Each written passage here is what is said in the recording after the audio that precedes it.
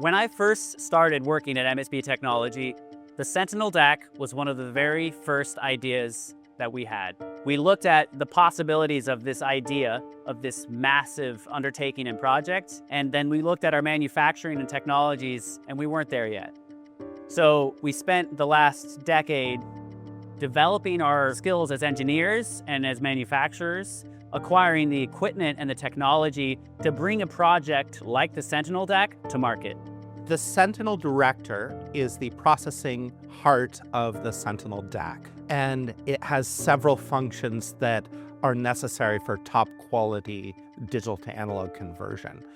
Its first function is to take sources that are not synchronous to the clocks inside the DAC and to buffer them and then play them back in synchronicity with the DAC modules in the Sentinel converter.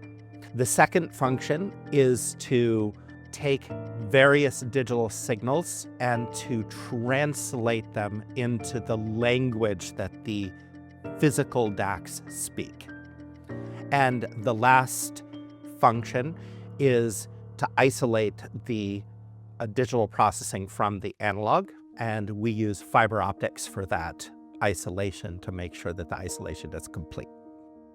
Inside the Sentinel DAC box, which is also the converter section for the DAC, it has the digital reception circuitry for the fiber optic connection, and then it distributes the information coming over the fiber optics to 16 DAC modules per side.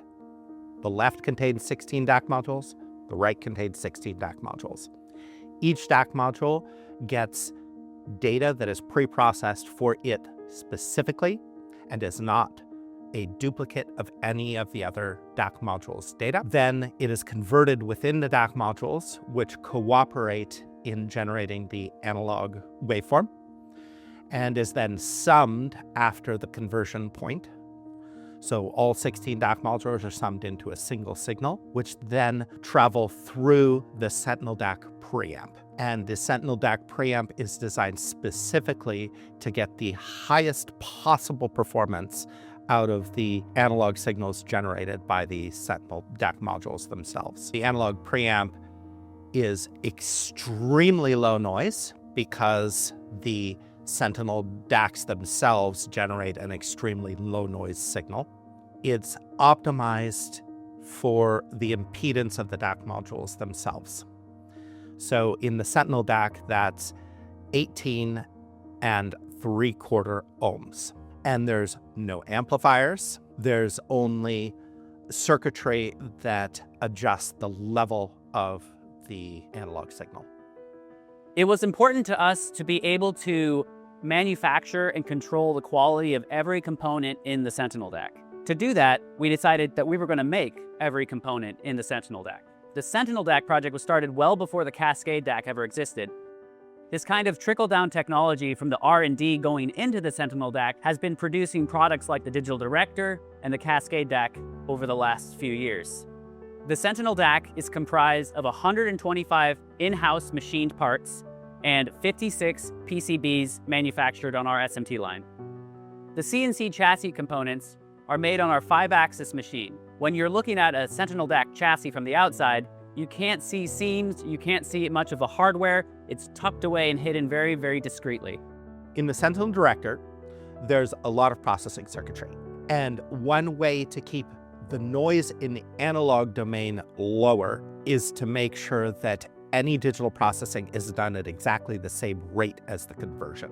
So in the Sentinel Director, all of the circuitry is a slave to the clock of the DAC.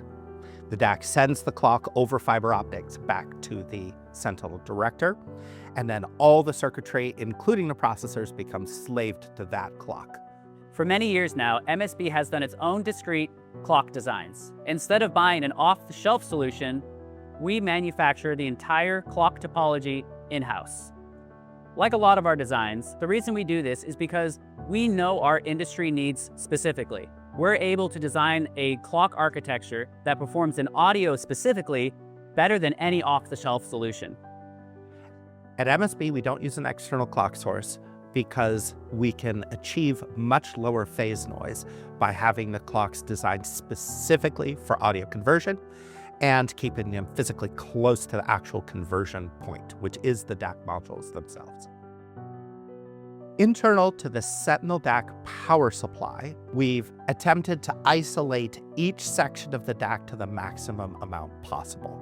And that begins at the power inlet jack. The power inlet goes through a switch to turn it on and off, and then immediately splits into 3 AC power channels. Each AC power channel is separately filtered. The left DAC is separately filtered from the right DAC, is separately filtered from the clock power supply.